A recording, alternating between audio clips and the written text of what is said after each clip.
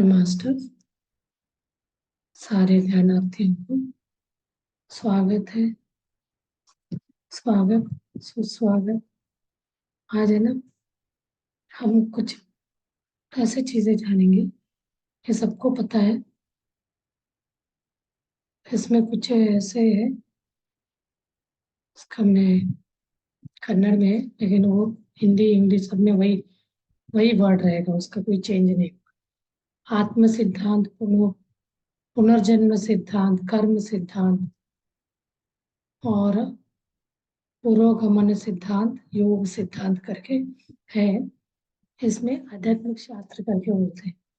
आत्म सिद्धांत मतलब आत्मा का इवेल्युएशन कैसे होता है, उसका बढ़ोतरी मतलब नॉलेज। बोलते हैं ना हम कि पहले मंकी थे फिर मानव बने, वैसे आत्माओं का कैसे सिद्धांत। शैवात्मा होता है, उसके बाद बालात्मा। जैसे जैसे उसको नॉलेज जानकारी लेता है, ध्यान करता है, तो पहले हम तो शरीर समझता है, बहुत जन्म तक शरीर ही समझ के जीता है। सभी मैं पुनर्जन्म सिद्धांत बताऊंगी, उसके बाद ये आत्म सिद्धांत बताएंगे तो समझ में आए। पुनर्जन्म कैसे होता है, खनिज संपत्ति में हम जन्म लेते हैं, यानी मिनरल किंगडम। समूह आत्मा होता है इसमें, ग्रुप ऑफ आत्मा। और खनिज संपत्ति के बाद धीरे धीरे हम इवैल होते होते सस्य संपत्ति में जन्म लेंगे।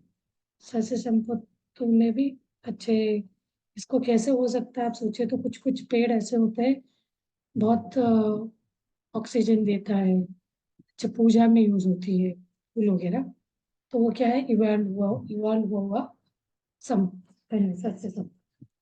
और उसके बाद उसका प्रमोशन होता है प्राणी संपत्ति, यानी एनिमल किंगडम में जन्म होगा, पुनर्जन्म। और ये तीनों होते होते ये तीनों क्या होगा, समूह आत्मा रहेगा, ग्रुप ऑफ सोल्स रहेंगे। जब इंसान के इसमें आता है किंगडम में, ह्यूमन किंगडम में, तब क्या होगा, एक आत्मा। कल हम बोले ना, एक आत्मा, हर एक में वही वाला क्वालिटी का आत्मा रहेगा। और उसके बाद तमोगुण में जन्म लेता है, मनुष्य में ही तमोगुण। जब मनुष्य किंगडम में, ह्यूमन किंगडम में आने के बाद, मनुष्य संपत्ति में आने के बाद मानव में तमोगुण के जन्म लेता है, रजोगुण का जन्म लेता है। उसके बाद सात्विक गुण, सात्विक गुण से भी आगे जाएगा। तो जैसे जैसे वो साधना करते करते शुद्ध सात्विक, शुद्ध सात्विक में जन्म लेगा। तो इससे भी आगे निर्गुण, कोई गुणातीत कोई भी गुण नहीं रहेगा। तो दिस इज लास्ट, हर चीज का एक ग्रेड होता बोलते हैं ना, ये पुनर्जन्म का सिद्धांत है। तो अब ये पुनर्जन्म सिद्धांत है, तो आत्मा का कैसे इवैल्यूएशन होता है। तो आत्मा शैवात्मा, बालात्मा, युवात्मा, प्रौढ़ात्मा, वृद्धात्मा, वृद्धात्मा, उसके बाद विमुक्त आत्मा। विमुक्त आत्मा है मुक्त, विमुक्त। तो ये आत्माओं का मतलब जो, अभी मैं कौन हूँ, आत्मा का जानता ही नहीं, तो थोड़ा बहुत जानकारी है तो शैवात्मा से शुरू होगा। धीरे धीरे उसको समझ के कोई लोग ध्यान करना शुरू करते हैं, पूजा पाठ में ज्यादा भक्ति वो करेंगे, उसका भी आगे है। कौन किस में रहता है, शैवात्मा वाले कर्म योग में रहेंगे, बालात्मा वाले ज्ञान योग में रहेंगे, योग सिद्धांत के साथ हम देखेंगे तो। और युवात्मा वाले रहेंगे प्रगति योग, और प्रौढ़ात्मा वाले विज्ञान योग, और वृद्धात्मा करुण योग, और विमुक्त आत्मा जो होता है एक ज्ञानी, यानी ज्ञान योग, योगी ऋषि, बहुत ज्यादा तो ध्यान करता रहता है, एनलाइटन पर्सन होते हैं ना, वो विमुक्त आत्मा होता है, मतलब वो सबसे परे हुए रहते हैं। और नेक्स्ट है, ये एक एक टॉपिक को एक एक घंटे का हम एक्सप्लेन कर सकते हैं। और आगे अब हम कर्म सिद्धांत को ले, कर्म सिद्धांत के बारे में तो बहुत बताया मैंने, संचित कर्म, प्रारब्ध कर्म, वर्तमान कर्म। वर्तमान कर्म में रहना चाहिए। जब हम वर्तमान कर्म में रहते हैं तो पास्ट और फ्यूचर को खत्म करेंगे। संचित मतलब कोई भी कर्म ना ही हम भोगेंगे, ना ही नया कर्म बांधेंगे। तो वर्तमान कर्म में रहना बहुत मुश्किल होता है। उसी में रहने के लिए हम प्रैक्टिस करते हैं ये सब, ध्यान करना वगैरह। अब ये एक आध्यात्म शास्त्र के बारे में है। तो इन सबको एक ग्रुप है, अध्यात्म क्या है, अध्यात्म का उत्सुकता जो है, उनके लिए बहुत अच्छा लगेगा, वो करेंगे इसको, करने को उनको अंदर से आएगा। और इसमें और एक गुण में भी होता है, किसी के बारे में बुरा, किसी को बुरा नहीं करना और हमेशा अच्छा ही करना। और ये संचित कर्म, प्रारब्ध कर्म, वर्तमान कर्म में हमें रहना है, तो ये वर्तमान कर्म में तो किसी के बारे में बुरा नहीं करना और हमेशा अच्छा करना, और कोई भी फल का कामना नहीं रखना, प्रतिफल को न, न कामना न करते हुए कर्म करने वाला चीज होता है, वही वर्तमान कर्म। और मैं करा, मतलब मैं, कोई भी हम करते हैं तो मैंने किया बोलते हैं ना, कब, वो हम जब शरीर में रहते हैं, कर्म सिद्धांत का है। जब हम शरीर में रहते हैं तो मैंने किया, हमने साधना करने के बाद भी दिन में हमें आधा 10 मिनट में भी ऐसे आ गया कोई भी कार्य, हमें ऐसे अहम आ गया ये मैंने किया, तो हमने दिन भर जो भी प्रैक्टिस किया तो वो सब धुल जाए। उससे ऐसे भाव आते ही हम कर्म बंधन में आ जाते। तो ये बहुत सेंसिटिव है, थोड़ा सा सोच बदल पाते, ये कर्म मैंने किए वाला कर्म से कर्म बंधेगा ही बंधेगा, उसके साथ साथ बीमारियां भी आती है। मैंने किए वाले से अहम बढ़ेगा, अहम से हम राग द्वेष में आएंगे, राग द्वेष से क्या हो जाएगा, अपना वो रोग का उत्पन्न होगा, मतलब एक ब्लॉकेज क्रिएट होगा, पैचेस बनेंगे। तो हम घमंड, मतलब एक तरह हम में आएंगे, हम से वहां पैचेस, मैंने किया वाला बात से। तो क्या ये एक दूसरे के इंटरलिंक है। और एक इसमें अभी हम बोलते हैं ना, कोई नास्तिक बोलते हैं, इनको कैसे हम क्लासिफाई कर सकते, समझ सकते, पुरोगमन सिद्धांत को करके बोलते हैं, ये आध्यात्मिक शास्त्र का बारे में हम समझे तो। नास्तिक जो कुछ नहीं मानता है भगवान है क्या, तो बिल्कुल वो कौन है, मूलाधार चक्र में उनका बुद्धि है, मतलब उतने, हमें 7 चक्र है, एक एक चक्र का इम्पोर्टेंट है, हर चक्र एक तरह का, हम बोलते हैं जंक्शन टाइप का। जैसे मैंने ये बात बताया, ट्रेन को जंक्शन, मतलब वहां से 3-4 जगह जाने का रूट रहता है, तो उसको जंक्शन कहते हैं। अब मूलाधार चक्र से अलग अलग जंक्शन तरह जाने का, उनसे से होते कनेक्टेड, तो वहाँ एक शक्ति केंद्र होता है, उसको मूलाधार चक्र कहते हैं। जिस व्यक्ति मूलाधार चक्र का जानकार रहता है, तो वो नास्तिक रहेगा, वो आगे नहीं बढ़ा रहेगा, वो अकेले मूलाधार चक्र में ही रहता है वो, तो वो उनका सोच नास्तिकता रहेगा, नास्तिक रहेगा। तो धीरे धीरे कोई लोग, मतलब हम ये नहीं उनका सोच से ही समझ जाएंगे मूलाधार चक्र में जो नास्तिक है। तो उसके बाद आस्तिक आते हैं, आस्तिक थोड़ा भगवान को मानते हैं, पूजा पाठ करते हैं, तो उनको स्वादिष्टान चक्र के अवेयरनेस में। और उसके बाद आते हैं पंडित, मतलब कोई पूजा पाठ करवाते हैं ना पंडित लोग, तो वो है मणिपूरक चक्र के अवेयरनेस में, तीसरा चक्र। और उसके बाद और आगे हम जाएंगे तो अनाहत चक्र आता है। अनाहत चक्र का जागृति अवेयरनेस में जो है वो वेदांती कहा जाएगा, पंडित से भी ऊपर वाला। पंडित मतलब सब आएंगे, स्कूल टीचर्स वगैरह बोलते हैं, तो वो उतना ही बताएंगे, उसके आगे का नहीं पता रहेगा। मतलब मैं आत्मा ये जानकारी नहीं है, ये सब नास्तिक आस्तिक पंडित ये सब अपने आप को शरीर समझ के ही अपना ये क्रिया कार्य कर रहे हैं। अब वेदांति भी उनसे थोड़ा ऊपर वाला रहेगा। और उसके बाद अनाहत चक्र तक सब हमें बोला जाता है, अनाहत चक्र तक का हम लोग कोई चीज को अध्यात्म समझे तब भी हम ध्यान नहीं कर पाते, जब तक हम विशुद्धि चक्र यानी थ्रॉट थ्रॉट चक्र तक हमारा वृद्धि बढ़ता नहीं है, हम ध्यान को अपना नहीं पाते। तो इसको उस स्थिति में आए तो उसको योगी बोला जाता है।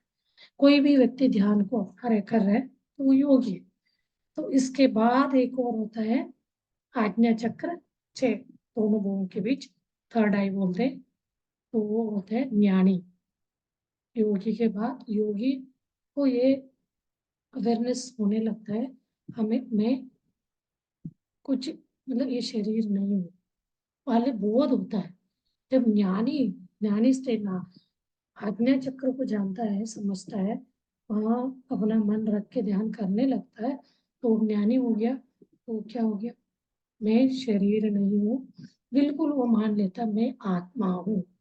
मैं वो एक धीरे धीरे वो एक एक चक्रों से वृद्धि होते होते जानकारी मतलब वो इवॉल्व होते होते आज्ञा चक्र तक आया रहेगा, तो ज्ञानी होगा।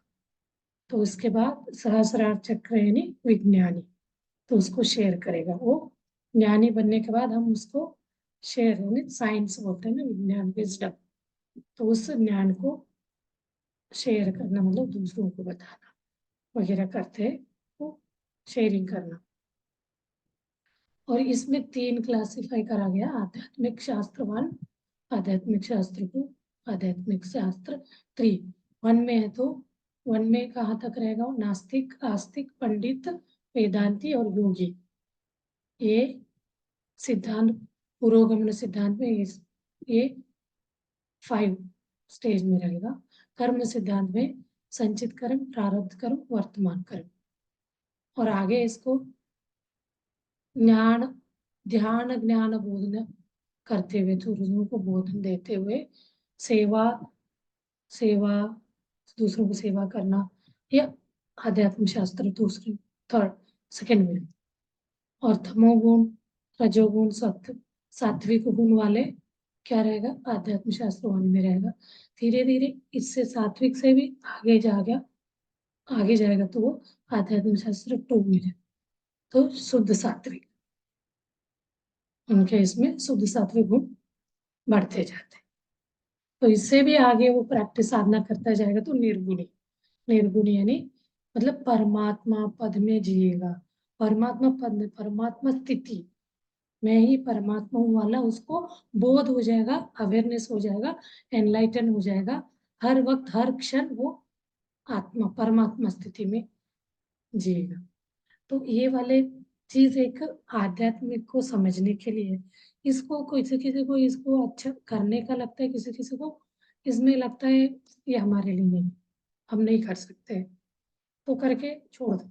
तो इसलिए मैं बोलती हूँ आप लोग इन सब चीजों को साइड में रखें, आध्यात्म का ये सारे समझना भी, तो आप अपना निरोगी जीवन जीना। हर इंसान का एक, आज बोलते हैं ना, आरोग्य भाग्य, आरोग्य ही भाग्य, हेल्थ इज वेल्थ। हेल्थ है तो हमें बहुत करोड़ोपति है, तो करोड़ोपति होने के बाद भी हेल्थ नहीं है तो वो क्या है, वो कितना भी पैसे है, मन को शांति नहीं। तो आध्यात्म को साइड में ऐसे बताती हूँ, आपके अंदर क्यूरियोसिटी है इस चीज को जानने का है तो जा सकते। तो इन सबको नहीं भी जानना, साइड में रख के आप सोचेंगे तो आपको हेल्दी, हेल्दी मतलब ये सारे बात आ जाते। हेल्दी यानी अब हम इस शरीर का जो पीड़ा होते हैं, बीमारी आती है, तो ये एक हमारे सोच से आता है। 80% हम बोलते हैं ना अपना मानसिक, मन का जो सोच होते हैं ना उससे आता है मुझे बीमारी है, लेकिन एक्चुअल में शरीर अपने आप को हील कर रहा रहता है। कोई एक चीज को आप घर पे कोई एक मशीन लाए, वॉशिंग मशीन, टीवी या फ्रिज लाए, ऐसे कोई भी इलेक्ट्रॉनिक आइटम लाए, तो कुछ दिन बाद वो 5 साल का वारंटी है, तो 5 साल तक कुछ नहीं होगा। 6th ईयर 7th ईयर कोई कोई 10-10 साल कुछ नहीं होता, क्योंकि हर उसका करने वाला बहुत अच्छे से उसको असेंबल किया होगा, वो कभी बीमार नहीं पड़ेगा, मतलब खराब नहीं होगा। ऐसे ही इंसान का बॉडी भी बहुत अच्छा कर्म से, मतलब कोई भी उनका ऐसे बॉन्डिंग नहीं है, कुछ नेगेटिव वो नहीं, कर्म नहीं था, तो बहुत अच्छा लाइफ चले। 40-50 ईयर्स तक उसको कोई बीमारी नहीं, कोई को तो 20 साल से बीमारी आ जाता है, कोई मशीन तो एक ही साल में खराब हो जाता है। तो ऐसे हमारे बीमारी का और ये मशीन को हम कंपेयर करें तो जैसे वो चीज का खराब होता है, तो हमारा शरीर भी एक तरह का खराब होता है, तो हमें उसको हम क्या टाइटल देते, बीमार हो गए, मैं बीमार हूँ। बीमार वर्ड यूज करके हम इतना थोड़ा सा बीमारी को ये वाला बोलते बोलते बीमार हो, उसको हम बोलते हैं ना, उस रोग को बढ़ा देते। तो वही चीज हम सोचे, ये जैसे हमारा प्रोडक्ट को हम लाए वो खराब हो गया तो हम इसको क्या करते हैं, हील रिपेयर करते हैं। यहाँ पे भी रिपेयर कर रहे हैं। हीलिंग वर्ड है ना, रिपेयरिंग। उसको एक्सपीरियंस, कोई पेन हो रहा है तो वहाँ का वो बता रहा है, मुझे इस पार्ट में घुटनों में पेन हो रहा है, आपको दिमाग को कनेक्ट होके दर्द हो रहा है, तो आप क्या करोगे, उसको मेंटेनेंस करेंगे, मतलब उसको हील कराने के लिए, रिपेयर कराने के लिए क्या करना चाहिए, वो करना है। हम क्या करते हैं, अपने दिमाग में लेके बैठ जाते हैं, हर एक को बोलते जाते हैं मुझे ये ये प्रॉब्लम है, ये प्रॉब्लम है, बोलते बोलते अपने सबकॉन्शियस अनकॉन्शियस माइंड में ऐसे फीड कर देते हैं, वो हर वक्त सोचने लगेगा बीमार है बीमार है, तो उसके दिमाग में वही बैठेगा। तो वो पार्ट कुछ तकलीफ दे रहा है तो उसके साथ कनेक्ट हो जाइए, अंदर आंखों से, इनर आई से उसके साथ कनेक्ट होके उसको सांत्वना देना है। एक तरह बच्चों को भी, हम छोटे बच्चों को बीमार होता है, माँ इतना केयर करती है तो ठीक हो जाता है। हॉस्पिटल ना जाते हुए भी कभी कभी हम डरते हैं, चलो छोटा बच्चा नहीं समझता है कि हॉस्पिटल ले जाए, लेकिन कुछ टाइम के बाद आदत होता है तो वो बच्चे अपने आप ठीक हो जाते हैं। मतलब माँ के प्यार से, हम कितना प्यार से उनको उस समय का केयरिंग देखेंगे तो वो अलग अटेंशन देते हैं, बीमार है करके, छोटे बच्चे को। लेकिन अपने बॉडी पार्ट के अंदर जब भी हमें ऐसे रोग दिखता है तो हम वो वाला केयर नहीं करते। बीमार है, कोई भी आए तो बोलेंगे आज पता नहीं मुझे सिर दर्द हो रहा है, लेकिन आप उनके अपना जुड़ा है, अंग है, उससे बातें करें, तो उसका मेंटेनेंस करें। तो ये आध्यात्म नहीं है तो हम शरीर में ही जी रहे, चले मान लीजिए हम आत्मा को नहीं जानते, शरीर में जी रहे, बॉडी कॉन्शियस में, तो कोई भी बॉडी में ऐसे दिक्कत होती है, प्रॉब्लम होता है, तो सबसे पहले उस बॉडी के साथ बातें करना चाहिए, क्या तकलीफ हो गया, ऐसे वार्तालाप करना है, को कोई तकलीफ क्या हो रहा है, तो ऐसे उसके अंदर अपने आप में रहता ही है हीलिंग प्रोसेस, उसी को बोलते हैं ना। हमारे इसमें क्या रहता है, सोच, मतलब एंटीबायोटिक, हर इंसान के अंदर इम्यून सिस्टम होता है, बीमार कुछ भी तकलीफ होता है, पेन होता है तो वो ठीक करने में अपने आप में जुड़ जाता है, आपके ध्यान जाने से पहले वो काम कर रहा रहता है, इसको ये प्रॉब्लम हो गया, इसको ठीक करो करके। बट हम अपने सोच बुद्धि और इसमें अहंकार बुद्धि तन मात्र है ना, इनके साथ हम क्या करते हैं, उसको एक टाइटल देके और बीमार करते जाते हैं। तो ये चीज भी हमें आता है ध्यान से। अब ध्यान करते जाएंगे और पूजा पाठ भी करिए, पूजा पाठ से बीमारी, आपको जिस दिन बीमार रहेंगे उस दिन पूजा पाठ करने का मन नहीं, क्योंकि आप अंदर से ये नहीं, हेल्दी हेल्दी नहीं है, तो मन नहीं करता। वही चीज ध्यान में भी मन नहीं करेगा, लेकिन आपको उसको हील करा के, हीलिंग के लिए एनर्जी भेजेंगे, उस पूर्णात्मा को इनवाइट करेंगे, तो उसके लिए एनर्जी भेजते जाएंगे, तो एनर्जी यानी कॉस्मिक एनर्जी, कॉस्मोस से जो होता है ना इलेक्ट्रोमैग्नेटिक, वो वाला एनर्जी जाके उसको हील करता है। वो कोई भी तरह का बीमारी हो सकता है तो वो ठीक करेगा, तो उसका जानकारी में ध्यान से पता चलता है। तो इसीलिए हम बोलते हैं ध्यान करिए, आप निरोगी बनिए। सबसे पहला आपका काम शुरू होता है ध्यान से, रोग से निरोगी होना। और रोग कोई भी हो सकता है, उस पे वो काम करने लगता है, हमें बिल्कुल उसके ऊपर बिलीव, विश्वास रख के ध्यान करते जाना। ये नहीं है कोई दिन हमने किया कोई दिन नहीं किया, कभी अरे इससे इतना सारा में ट्रीटमेंट कराया ठीक नहीं हुआ, इससे क्या होगा, ऐसे हम मन में ये रख के करेंगे तो उसका साइंस को समझ के, ये श्वास जाता है, श्वासों पे ध्यान लेने से क्या होता है, विचार मुक्त होना, विचार मुक्त होने से ब्रह्मरंध्र खुलना, ब्रह्मरंध्र खुलने से कॉस्मिक एनर्जी, वो जो कॉस्मोस से विश्व प्राण शक्ति आएगा, एक एक अपने नाड़ियों को क्लींस करेगा, शुद्धि करेगा, शुद्ध होते होते वो रोग मुक्त हो जाएगा। ये जितने भी हम रोग को बोलते हैं ना, साइकोसोमैटिक बोलते हैं, साइकोसोमैटिक साइकिक, मानसिक सोच से बीमारियां आती है। तो जितना आप किसी का भी सुनेंगे ना, किसी का वो बीमारी से उनका डेथ हो गया, कोई हॉस्पिटलाइज हो गया, तुरंत हमारे मन में आ जाता है, हमें भी कुछ नहीं है तो तब भी लगता है अंदर कुछ है तो नहीं, ऐसे करके वो 2-3 दिन सोचते हैं, फिर धीरे धीरे उससे बाहर आते हैं। बट वो बीज डालते हैं एक तरह का, प्रेजेंट मोमेंट में रहना, मतलब हम अभी तो कुछ है ही नहीं, हेल्दी है, बहुत खुशी से, कोई भी हमें पेन नहीं लग रहा, अच्छा है, तो हम क्यों ऐसे सोच के, हर इंसान का अलग अलग रहेगा, थोड़ा सा हमें अपना सोच को चेंज करना चाहिए, तो तुरंत हम साइकिक से बाहर आ जाएंगे।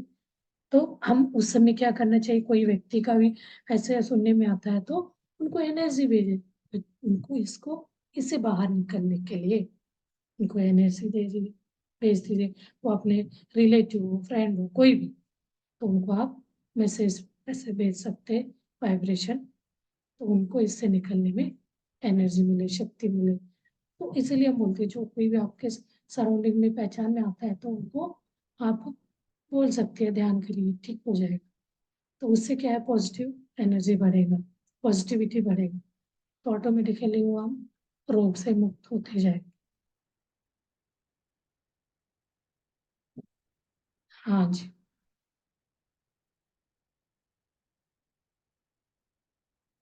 फिर मास्टर, किसी को कुछ कहना है, ध्यान करें।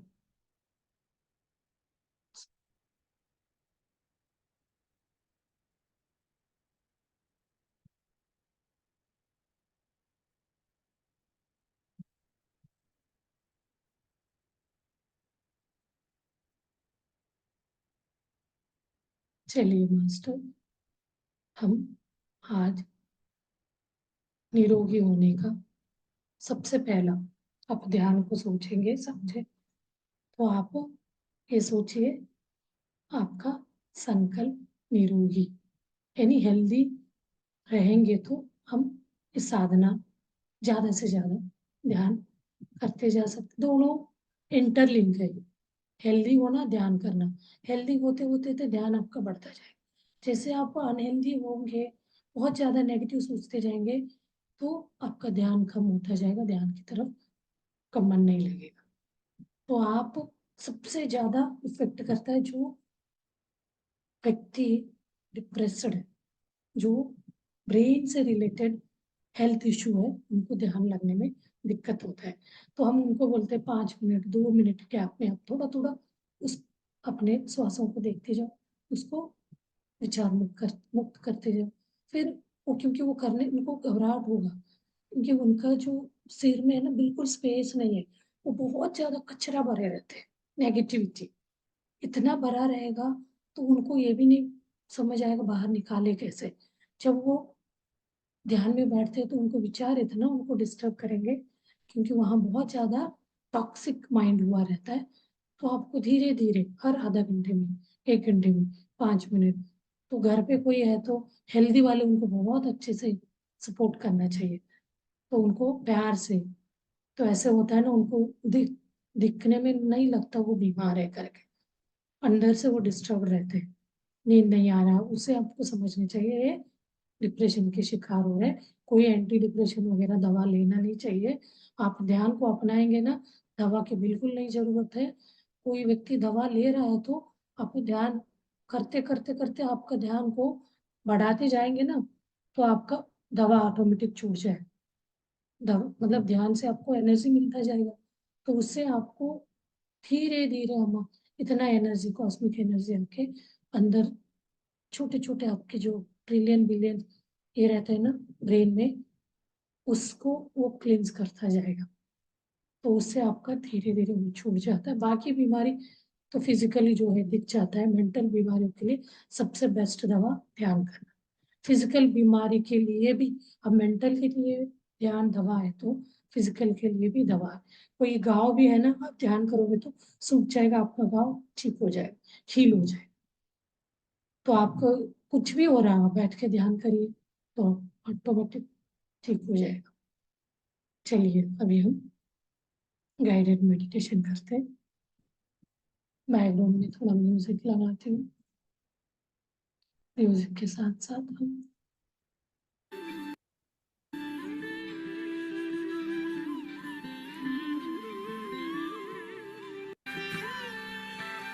ध्यान के लिए बैठ जाइए।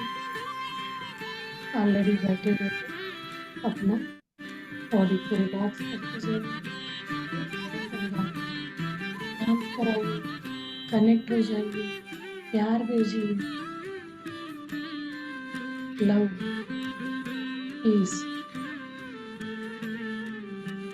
उनके साथ बातें करिए, एक मैसेज भेजिए, सारे बॉडी के अंगांगों को रिलैक्स कराइए। माथे पे अपना ध्यान ले जाइए, रिलैक्स हो फेस, फेस में जो भी अंगांग है सारे को रिलैक्स कराइए, शांत कराइए। के साथ ग्रेटिट्यूड दिखाइए, दोनों बाजुओं पे ध्यान लिए, रिलैक्स। चेस्ट पे अपना ध्यान ले जाइए, रिलैक्स, शांत शांत कराइए। और स्टमक पे अपना ध्यान ले जाइए, शांत कराइए एक एक अंग। और अपर बैक शांत, लोअर बैक शांत कराइए।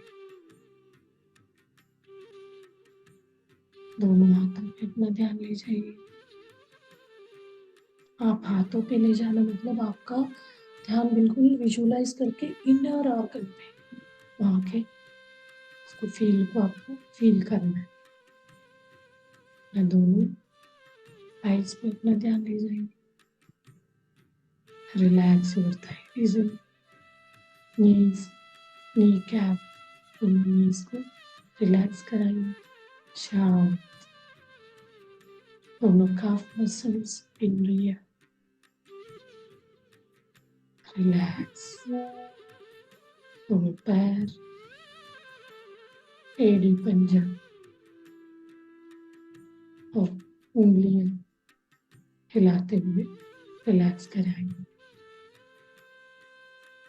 पूरी बॉडी रिलैक्स हो गया। अपने सहज ये रिलैक्स के बाद ही हमें सहज श्वास को देखना शुरू करना चाहिए। जब तक आपके शरीर में तनाव है, टाइटनेस है, आप अपना श्वास को देखेंगे, विचार मुक्त होंगे, प्राण शक्ति आएगा तो वो कुछ जहाँ टाइटनेस है उस जगह पे वो एनर्जी जा नहीं पाएगी। इसलिए आप जब भी बैठेंगे 1 मिनट, आधा मिनट, कोई कोई 5-5 मिनट स्कैन करते हुए बॉडी रिलैक्स करा के देन अपना सहज प्राकृतिक श्वास को देखते बैठते देखते ही उसको फॉलो करना है। जैसे श्वास अंदर जा रहा है, जब अंदर जाके जब बाहर आता है ना, उन दोनों के बीच स्मॉल गैप आता है, उस गैप को पकड़ना है। तो उस गैप के साथ जितने लंबा वो गैप होता जाएगा उतना आपका ध्यान में आपको मन लग रहा है, समाधि में जाए। कभी अवेयरनेस में रह के अपने पूर्णात्मा से हम एनर्जी भी मांगते हुए, कोई भी आपको तकलीफ है तो पूर्णात्मा कहाँ, इसी कॉस्मिक एनर्जी में हायर लेवल से आपको, यानी आत्मा से पूर्णात्मा से परमात्मा से मान लीजिए, वो एनर्जी आप तक आएगा। आपके शरीर के ब्लॉकेजेस, पैचेस को क्लींस करते हुए फिर एक एक अंगांग से आप स्कैन कर सकते हैं, करते हुए जाना। तो कोई भी अंगांगों पे आपको तकलीफ है तो उस जगह पे थोड़ा ज़्यादा देर तक आप वहाँ रुक जाइए, उसके साथ बातें करिए, पॉजिटिव वाइब्रेशन भेजिए, ग्रेटिट्यूड भेजिए, उनसे बातें करेंगे। मेरा self love, I love you, मतलब उनके साथ कनेक्शन को क्रिएट करेंगे, कनेक्ट हो जाएंगे। तो देखते देखते आपको वहाँ एक तरह का इलेक्ट्रिक लाइन, इलेक्ट्रोमैग्नेटिक फ्लो हो रहा है, वो विजुअलाइज दिखने लगे। तो फिर आपको रिलैक्स भी लगेगा, फिर आगे बढ़िएगा। नहीं तो पेन भी लगेगा, पेन लगेगा तो वो क्लींजिंग प्रोसेस हो रहा है। कोई पूर्णात्मा आके आपके शरीर के अंदर के तकलीफ को केवल सीजर करके जाता है। बहुत लोग आके बोलते हमारे बैक में इतना पेन था, कोई आके ऐसे लगा उसके अंदर कोई कांटा चुभ गया, उसमें ठीक करके हील करके, एस्ट्रल सर्जरी बोलते हैं उसको, एस्ट्रल मास्टर, एस्ट्रली आके उसको सर्जरी करके चला, तो कभी ना खत्म होने वाला पेन ठीक हो जाए। तो इसलिए ध्यान में आपको बहुत इतना पेन सहन ना कर सके, ऐसा पेन भी आता है, तब आपको बहुत तकलीफ होता है, तो थोड़ा लेट जाइए, आंखें ना खोले, लेट जाइए थोड़ा शांत करके, उसके साथ कनेक्ट होके, शांत वाला, रिलैक्स, रिलैक्स, शांत हो जाओ, शांत हो जाओ, ऐसे करके आप अपना प्रोसेस में कंटिन्यू करते हुए फिर बाद में साइलेंस में बैठ जाए, बिल्कुल साइलेंट, कोई म्यूजिक नहीं, कुछ नहीं।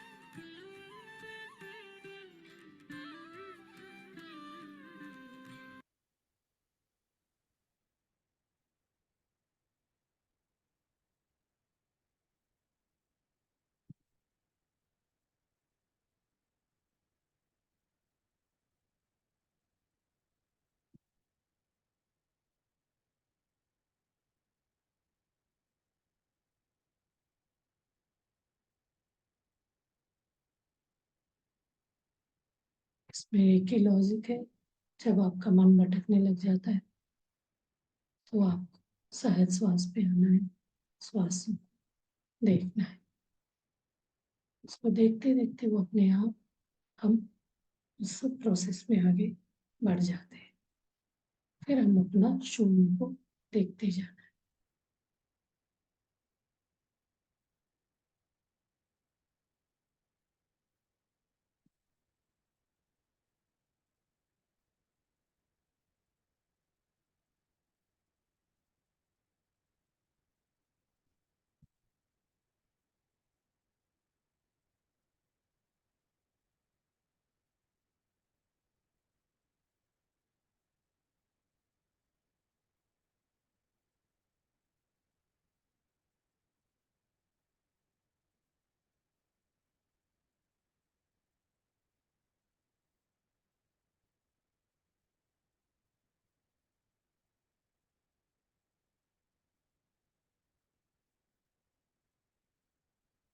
जितनी देर तक आप बैठ सकते हैं बैठ जाइए, अपने पूर्ण आत्मा के साथ कनेक्ट होकर उनसे एनर्जी लेते हुए, जैसे आपको कंफर्ट लगेगा आप धीरे धीरे ध्यान से बाहर आ जाइए, तब तक आप बैठ सकते हैं।